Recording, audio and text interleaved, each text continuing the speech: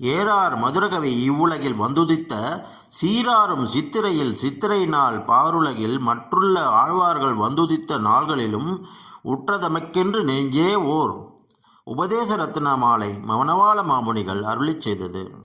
இன்கவியார் ஆழ்வார்க்கடியான் என்று பல பெயர்கள் கொண்ட மதுரகவி ஆழ்வார் பாண்டிய நாட்டில் திருக்குறுகூர் என்ற நம்மாழ்வார் திருநகரிக்கு அருகிலுள்ள திருக்கோளூரில் ஈஸ்வர ஆண்டு கிபி 9ஆம் நூற்றாண்டு சித்திரை மாதம் வெள்ளிக்கிழமை சதுர்த்தசி திதி கூடிய சித்திரை நட்சத்திரத்தில் வளர்பிறையில் ஸ்ரீ வைணதேயம் மற்றும் குமுதத்தின் அம்சமாக பிறந்தார்.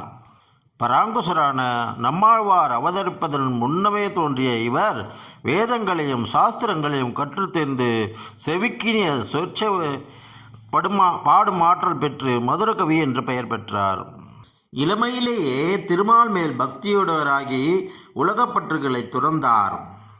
அயோத்தி, வடமதுரை, மாயை, காசி, காஞ்சி, அவந்தி, துவாரகை என்று 7 திருத்தலங்களுக்கு சென்று புண்ணிய நீராடி பெருமாளை தரிசிக்க பயணம் மேற்கொண்டார்.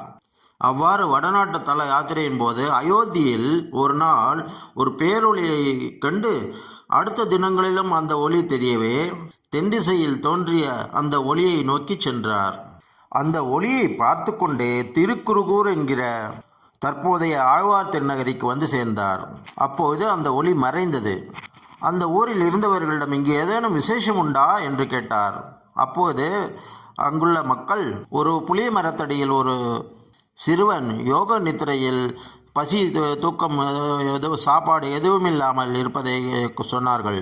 அந்த இடத்தை அடைந்த அவர் அந்த சிறுவனுக்கு உயிர் இருக்கிறதா என்று சோதிக்க அவர் மேல் ஒரு கல்லை எறிந்தார்.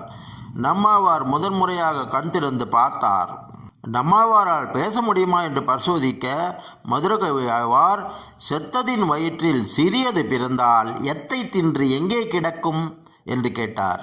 செத்ததின் அதாவது உயிரில்லாத இந்த உடம்பில் உயிரில்லாத ஆத்மா வந்து புகுந்து எதனை அனுபவித்து எங்கே இருக்கும் என்று கேட்டார். அதற்கு நம்மாழ்வார் அத்தை தின்று அங்கே கிடக்கும் என்று பதிலுரைத்தார். அதாவது அந்த உடலின் தொடர்பால் ஏற்படும் இன்பத் துன்பங்களை அனுபவித்தபடி அங்கேயே அந்த உடலிலே இருக்கும் என்றார். இந்த பதிலின் மூலம் நம்மாழ்வார் ஞானத்தை உணர்ந்த மதுரகவி ஆழ்வார் தன்னை விட மிகவும் வயதில் சிறியவரான நம்மாழ்வாரை தன் குருவாக ஏற்றுக்கொண்டு அவரது சேவையில் காலம் கழித்தார். அவ்வாறு இருக்கும்போது நம்மாழ்வார் பாசுரங்களை சொல்ல சொல்ல அவற்றை ஓலைப்படுத்தினார். நம்மாழ்வார் தனது 32வது வயதில் பெருமாளின் திருவடி அடைந்த பிறகு மதுரகவி ஆழ்வார் திருநகரி ஆதிநாத பிரான் கோவிலில் நம்மாழ்வாரின் விக்கிரகத்தை எழுந்தருளச் செய்து திருமண்டபத்தை மதில்களை விமானத்தையும் ஏற்படுத்தினார். இங்கு கோயில் கொண்ட ஆதிநாத பெருமாளின் கருவறை விமானத்தை காட்டிலும் நம்மாழ்வாரின் கருவறை விமானமே அளவில் சற்று பெரியதாகும். மதுரகவி ஆழ்வார் நம்மாழ்வாருக்கான பூஜை முறைகளையும் திருவிழாக்களையும் வகுத்தார். நம்மாழ்வாரின் திருவுருவத்திற்கு மாலைகள் சூட்டி வழிபாடுகள் செய்து திருவிழாக்களையும் ஏற்படுத்தி கொண்டாடினார். திருவிழாக்களின் போது தேரில் அந்த தெய்வ உருவை எழுந்தருளச் செய்து வீதிகள் தோறும் வலம் வரச் செய்தார். அடியார்களுடன் முன்னே நம்மாழ்வார் வந்தார், நற்குணச் சீலர் வந்தார், தமிழில் வேதம்பாடிய பெருமான் வந்தார், திருக்குறுகூர் நம்பி வந்தார், திருவாய்மொழி ஈந்த அருளாளர் வந்தார், திருவழுதி வளநாடர் வந்தார், வகுலாபரணர் வந்தார், காரிமாறர் வந்தார், சடகோபர் வந்தார், பராங்குசர் வந்தார், பவனிநாதர் வந்தார் என்று பல சிறப்புகள் கூறியவாறே சென்றார். மதுரகவியார் பல ஊர்களுக்கு சென்று நம்மாழ்வாரின் பாசுரங்களை பாடி அவற்றை மக்களிடையே பரப்பினார். ஒருமுறை மதுரை தமிழ் சங்கத்து புலவர்கள் நம்மாழ்வாரின் பாடல்களை சங்கப்பலகை ஏற்காமல் அவருக்கு விருது கூறுவதற்கு கூட தடை விதித்தனர்.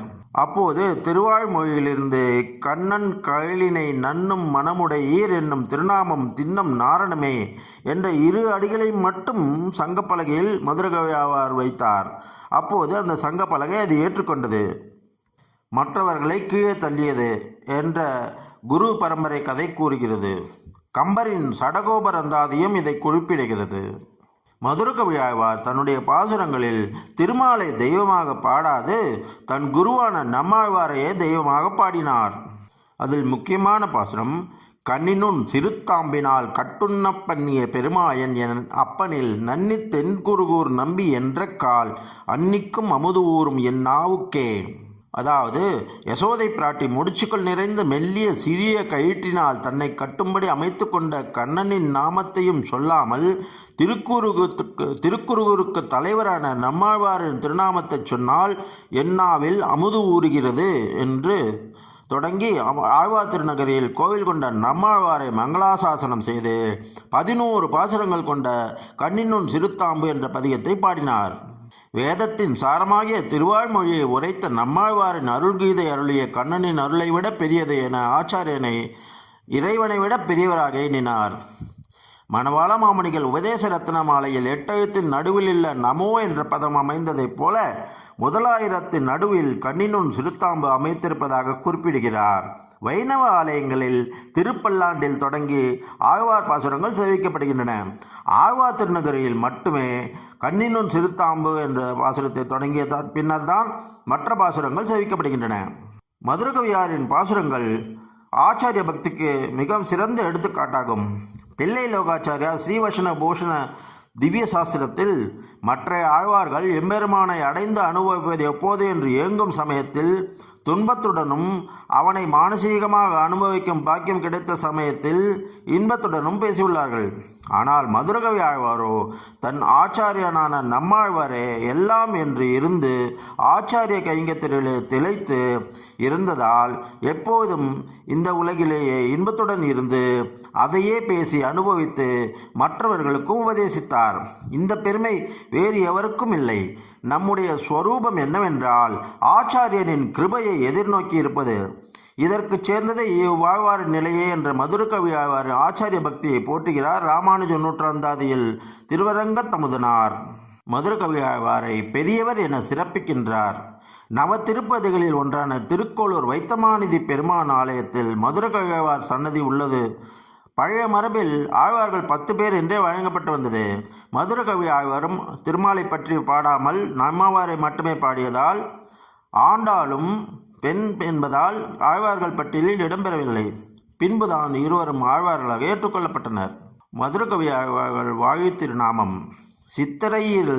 சித்திரை நாள் சிறக்க வந்தோன் வாழியே, திருக்கோளூர் அவதரித்த செல்வனார் வாழியே, உத்தர கங்காதீரத் துயர்த்தவத்தோன் வாழியே, ஒளிக்கதிரோன் தெற்கு திக்க உகந்து வந்தோன் வாழியே, பக்தியோடு 11 பாடினான் வாழியே, பராங்குசனே பரனென்று பற்றினான் வாழியே, மத்தியமமாம் பதப்பொருளை வாழ்வித்தான் வாழியே, மதுரகவி திருவடிகள் வாழி வாழி வாழியே.